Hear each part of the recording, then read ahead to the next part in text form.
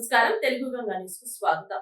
ఎన్టీఆర్ జిల్లా మైలవరం మండలం మైలవరం గ్రామంలో తెలుగు యువత అధ్యక్షుడు లంకా నితీష్ ఆధ్వర్యంలో అంగరంగ వైభవంగా స్థానిక ఎల్బీఆర్ స్టేడియం నందు సోమవారం MP Kesineni Sivanath, Mylavaram MLA Vasantha Krishna Prasad, Tiruvuru MLA Kolavapudi Srinivasarao, Mylavaram Janasena party incharge Akkala Rammohan రావు గారు ఘనంగా ప్రారంభించారు.